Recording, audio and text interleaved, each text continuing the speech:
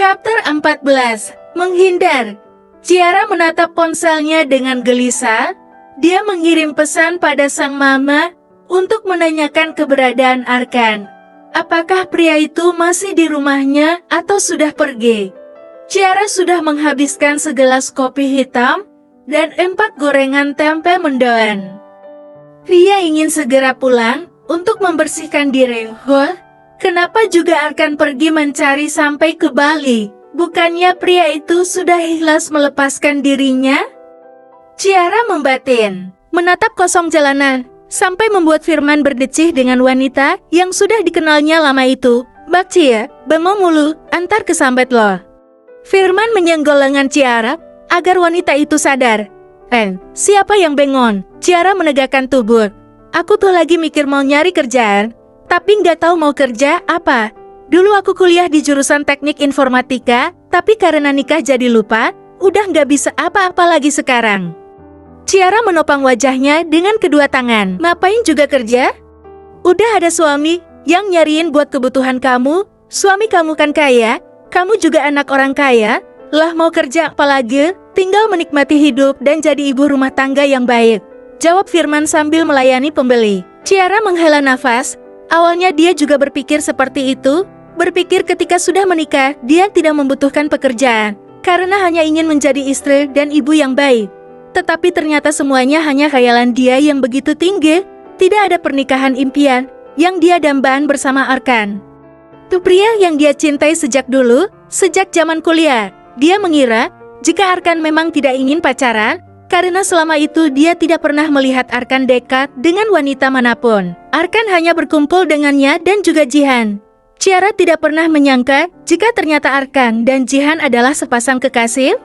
Dan yang lebih Ciara sesali yaitu, kenapa mereka tidak pernah mengatakan berita sebesar itu padanya? Kenapa mereka menyembunyikan kedekatan mereka di belakang Ciara? Sungguh, kalau saja Ciara tahu jika yang dicintai Arkan adalah Jihan, maka Ciara tidak akan pernah menerima lamaran Arkan waktu itu. Peting, 1 pesan masuk. Ciara melihat sang mama mengirim pesan padanya. Arkan sudah pamitan barusan.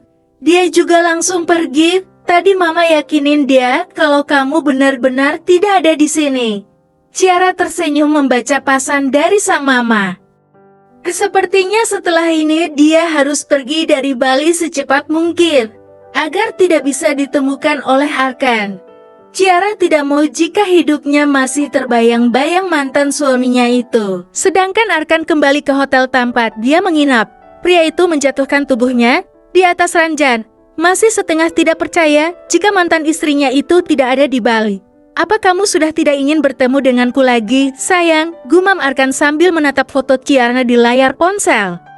Foto pernikahan mereka, di dalam sana Arkan bisa melihat senyum Ciara yang begitu lebar. Wanita itu memakai kebaya pengantin modern dan terlihat begitu cantik. Arkan tersenyum menatap foto mantan istrinya itu. Kemungkinan dia beralih menatap foto dirinya yang juga tengah tersenyum, tetapi tidak lebar. Arkan saat itu belum tahu perasaannya untuk Ciara, karena sewaktu menikah, yang Arkan ingat hanyalah ingin membuat Jihan cemburu dan menangis. Mungkin karena saat itu niatku menikahimu tidak tulus. Sekarang aku sudah mendapatkan karmanya, sayang. Sekarang aku yang tidak bisa hidup tanpa kamu. Aku tidak ingin hal lain lagi, Ciara. Aku ingin hatimu luluh kembali untukku. Arkan menyeka air mata di sudut matanya yang sebagian sudah menetes.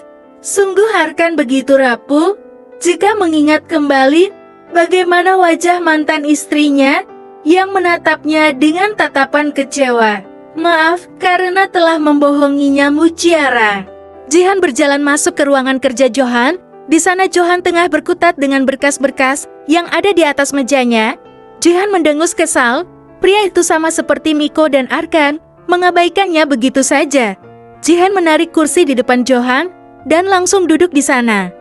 Johan masih belum mau mengangkat wajahnya, karena dia tahu siapa yang datang untuk mencarinya tanpa permisi itu.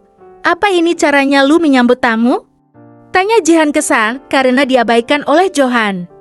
Apa ini caranya bertamu sopan? Masuk senaknya tanpa permisi?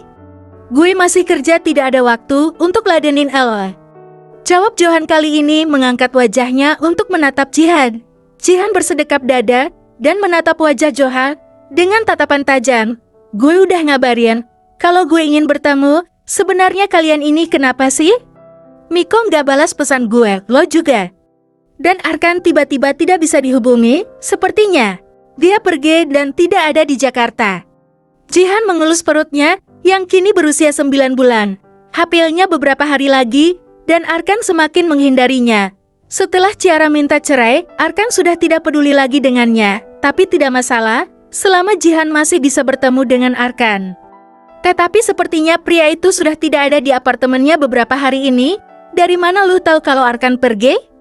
Johan memicingkan matanya menatap wanita cantik di hadapannya saat ini.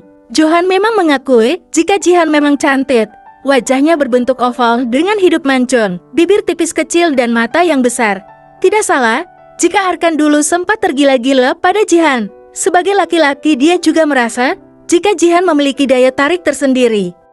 Gue sekarang tinggal di gedung apartemen yang Arkan tinggali, gue tinggal di atas unitnya. Johan geleng-geleng kepala melihat kelakuan Jihan. Dasar wanita tidak tahu malu. Bersambung.